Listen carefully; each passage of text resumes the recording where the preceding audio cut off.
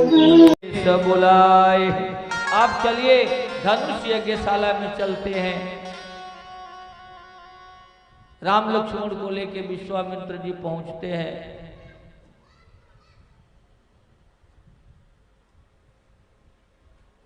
पूरी धनुष नकशाला में एक मंच जो सबसे उच्च कोट का मंच, सुंदर मंच बनाया गया है,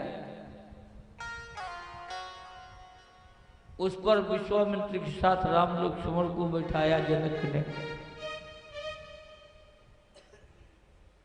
पूरा भूमंडल के राजाओं का समाज जुटा हुआ। विश्वामित्र से आज्ञा लेकर के राजा जनक ने बिरदावली जनों को आज्ञा दी, तो पखावज पर ताल मारते हुए बिरदावली जनों ने घोषणा की, ऐ देश देश के राजागण, जो ये आपके आगे सन्मुख शिव अजगव पड़ा है, ये सुमेरु के समान वरिष्ठ है।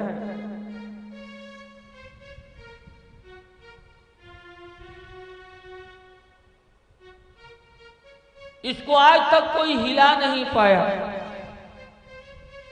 लेकिन हमारी जनक नंदिनी श्री जानकी ने 3 साल की अवस्था में खेलते खेलते बाम हाथ से इस धनुष को उठा लिया था। इससे प्रमाणित होता है कि जानकी अति अलौकिक है। इसलिए महाराज विश्वेश ने प्रतिज्ञा किया। बुल के रामायण में लिखा हुआ है कि बाम हाथ से धनुष संहारी, दाहिन हाथ लिप्यऊ महतारी। सीता जी की मां धरती है ना, धरती से प्रकट हुई, इसीलिए वहां कुछ कंटक साफ किया, एक हाथ में धनुष टांगी नहीं लिख दिया। जनक जी ने देखा तभी प्रतिज्ञा की। बिरदाल ने कहा, महाराज ने तब प्रतिज्ञा किया कि जिस धनुष को मेरी पुत्री 3 साल की अवस्था की मेरी पुत्री ने बाम हाथ से उठाया था, उस धनुष को जो उठाएगा चढ़ाएगा, त्रिभुवन के सहित वैदेही उसे समर्पित कर दी जाए।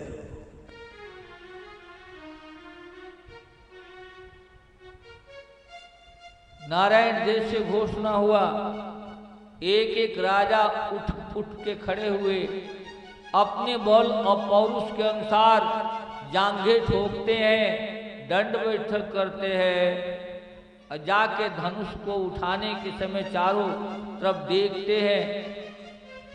तमकिता कि तक शिव धनु धरहि, उठै न कोटि भांत बल करहि। नहीं उठता है, हार जाते हैं, तो सारे राजा ताली बजा कर उसकी हंसी उड़ाते हैं। यहाँ हारने वालों को, जीवन के रेस हारने वालों को हंसी उड़ाई जाती है, और जीतने वाले चोर की प्रशंसा की जाती है। बोलो सियावर। ये संसार है। यहाँ हारने, जीवन का कोई अगर बाजी हार गया नारायण, तो उसकी हंसी उड़ाई जाती है। लेकिन वहीं पर जीतने वाली जुआरी अय्यासी की प्रशंसा की जाती है। पैसे का खेल हो गया। दुनिया के दुष्कर्मी भी मंच पर आकर के 5000 रुपया देता है तो उसकी 5 बार प्रशंसा की जाती है। जो लोग प्रशंसा करते हैं, जन्म देने वाले माँ बाप का कभी चरण भी नहीं छूते। बोलो सियावर रामचंद्र की। ऐसे राम नामी वाले भक्त से तो रावण का कुल ही अच्छा था ना। जो अपने माता पिता का आदर नहीं कर सकता, वो राम भक्त कभी बन ही नहीं सकता, क्योंकि राम मर्यादा पुरुषोत्तम है। जिन्होंने अपने माँ बाप की सेवा की, वो आजकल राम भक्त होने का रिहर्सल कर रहे हैं। नहीं हो सकता, असंभव, असंभव है। तुम दुनिया को छल सकते हो, लेकिन परमात्मा के सामने क्या करोगे? बोलो। एक दिन तो इस जगत से जाना है, वहां झूठ साच तो नहीं चलेगा, झूठी गवाही भी नहीं चलेगी, बताना पड़ेगा। यही है संसार। एक हार गया तो हंसी उड़ाई गई, जब दूसरा गया तो हारने वाला मनाने लगा, जय हो काली जी, जय हो हनुमान जी, मुंह से नहीं उठा तो इससे भी ना उठे, बोलो सिया। ये संसार की रीत है। एक एक करके सारे राजा हार गए, और जब सब हार गए तो दुष्ट चाहे जीवन से पराजित हो जाए, लेकिन मरते दम तक दुष्टता। एक गांव में एक महादुष्ट रहता था, पूरे गांव को दुख दिया करता था। जब उसकी बुढ़ापा आई तो उस दुष्टवा का भी एक मित्र था, एक पंडित। उससे पूछा मेरी मृत्यु होने वाली है कि अभी जिंदा रहूंगा? तो बोला बस 3 दिन बाकी है। तो उसने कहा अब तो गांव स्वतंत्र हो जाएगा, कोई दुखी नहीं होगा, अब क्या करें? तो उसका मित्र बोला कुछ उपाय कर जाओ कि तुम्हारे जाने के बाद भी दुखी रहे। तो बोला हाँ ऐसे करूंगा। वो दुष्ट पूरे गांव में घर घर घूमा, भैया राम राम, मैं बहुत सताया हूं, मुझे क्षमा कर दो। अरे यार इनको कह दो थोड़ा बाद आना, अभी 20 मिनट बाकी है यार। नहीं बहुत कठिन है,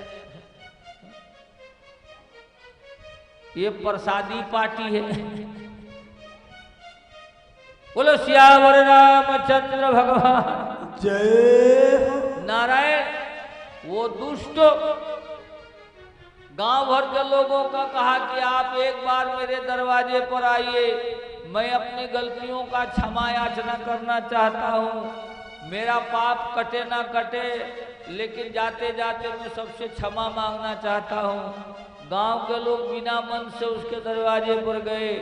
उसने कहा मैंने बहुत गांव भर को सताया, बड़ा पाप किया, मुझे क्षमा कीजिएगा। मुझे रात में सपना आया है कि तीसरे दिन तू मर जाएगा। अगर गांव वालों ने क्षमा नहीं किया तो तेरी मुक्ति नहीं होगी, तेरी मुक्ति नहीं होगी। तो नारायण गांव वालों ने कहा कोई बात नहीं, हम क्षमा करते हैं, कोई बात नहीं। बोले ऐसे नहीं, सपने में भगवान ने कहा है कि अगर गांव वाले क्षमा करने को तैयार हों तो उनसे कह देना तुम्हारे मरने के बाद तुम्हारे मुंह में 1.5 हाथ का बंबूर का खुट्टा, कीकर का खुट्टा ठोक दे।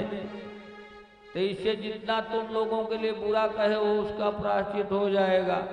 जैसे उस पाजी ने कहा, गांव वालों ने कहा मरने के बाद से 3 हाथ का ठोको चाहे 5 हाथ का, क्या फर्क पड़ता है? तो गांव वालों ने कहा ठोक देंगे, कोई बात नहीं। जब गांव वाले एग्री हो गए ठोकने के लिए, तो उसने अपने मित्र को एक लेटर लिख के दिया कि जब मैं मर जाऊं तो थाने में दे देना। नारायण थाने में दे देना। उसमें लिखा कि पूरा गांव मिलके मुझे मारना चाहता है, मुझे कुछ हो जाए तो गांव वाले दोषी होंगे। ऐसा लेके लेटर अपने मित्र को दे दिया। और तीसरे दिन मर गया। गांव के लोग फूकने तापने को ले गए। किसी ने कहा खूंटा ठोकने वाली बात याद नहीं, अरे अंतिम इच्छा थी कर दो। लोगों ने 2-2.5 हाथ के खूंटा काटे की करके और उसके मुंह में ठोके। और ठोके जैसे उठाए ले जाने के लिए वैसे पुलिस पहुंच गई। अब बोले उतारो उतारो, इंक्वायरी करना है। उतारे तो मुंह में खूंटा पड़ा था। बोले कि दुष्टो तुमने इसको खूंटा ठोक के मार दिया, पूरे गांव भर को उठा के थाने में बंद कर दिया। लोगों ने कहा जिंदा तो दुखी करते रहा, मरने के बाद भी व्यवस्था कर गया। बोलो मरने के बाद भी व्यवस्था कर गया। दुष्ट मरने के बाद भी सुधरता नहीं है। इसलिए दुष्ट 1000 दुष्ट राजा थे वहां, और राजा आए थे 10,000, जिसमें 1000 छांटे दुष्ट निकले। तो उन्होंने कहा हम अकेले नहीं उठा तो क्या हुआ, सब मिलके उठाएंगे। किसी ने पूछा सब मिलके उठाओगे, सीता जी तो एक ही है, सीता जी को कौन ले जाएगा? बोले पहले सब मिलकर धनुष उठाएंगे, फिर आपस में लड़ेंगे, अंत में जो जिंदा बचेगा ले जाएगा। बोलो सिया। ये दुष्टों दुखल मंडली बसई दिन राती, सखा धर्म निभे के भांति। दुष्टों ने 1000 मिलकर उठाने लगे।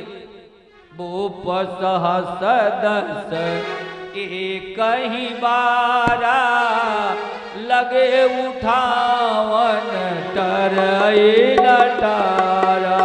भूप सहस दस एक ही बारा, लगे उठावन टरई लटारा। भूप सहस दस एक ही बारा, भूप सहस दस एक ही बारा, लगे उठावन टरई लटारा। लगे उठावन टरई लटारा। रहब उठाव तोड़ब भाई, रहब उठाव तोड़ब भाई। तिल भर भूमि न सकहि छोड़ाई। तिल भर भूमि न सकहि छुड़ाई। खाना तो दूर, तिल भर भी नहीं हिला, सब हार के पहुंच बैठ गए। अब एक बात बताओ, किसी लड़की वाले के पास एक लड़का बारात लेके आए, और किसी कारण बस विवाद हो जाए और बारात वापिस जाने लगे, तो उस लड़की वाले के दिल पर क्या गुजरेगी?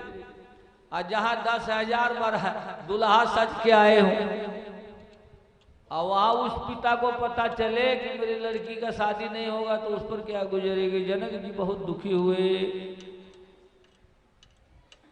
बोले कहू काह यह लाभ न भाव। बोलो, सर झुकाए बैठे हो, बड़े बड़े पट्टिका लगाए थे, मैं वीर, मैं महावीर, मैं श्रेष्ठ वीर। कहाँ गई वीरता तुम्हारी? क्या मेरी पुत्री सुंदर नहीं है?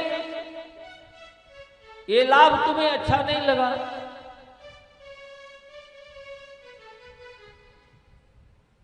कहू काह यह, बोलो बोलो, लाभ न भावा, काहू न शंकर चाप चढ़ा। अब क्यों बैठे हो? अब मुंह लटका के बैठने से क्या फायदा? मैं समझ गया विधाता ने मेरी पुत्री के भाग्य में विवाह ही नहीं लिखा।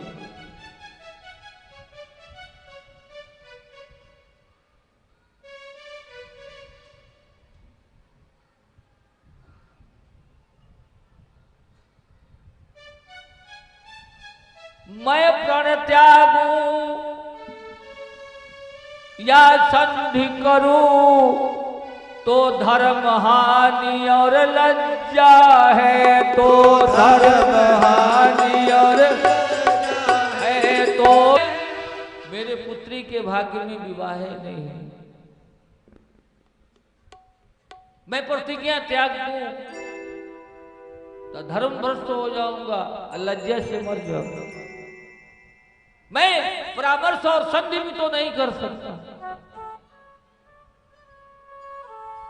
लेकिन जाओ, तुम लोग जाओ।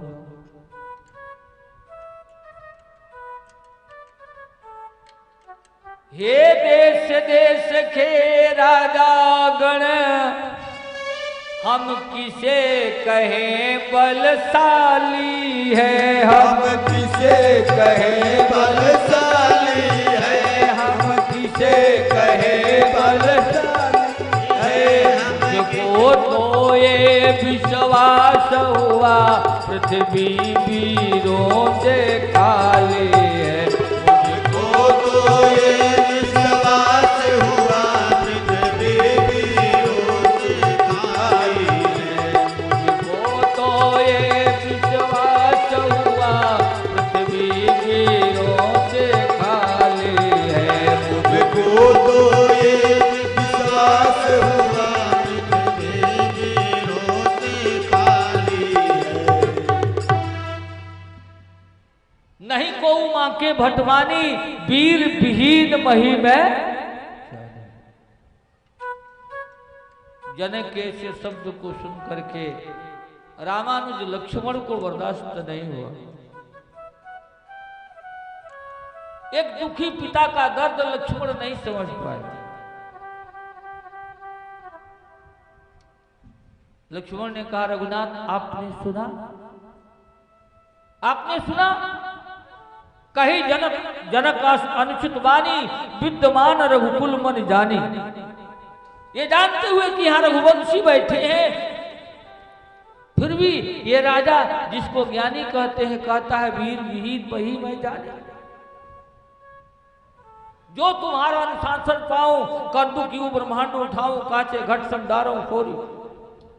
आप आज्ञा दीजिए मैं धनुष के साथ पूरे ब्रह्मांड को फोड़ सकता हूं।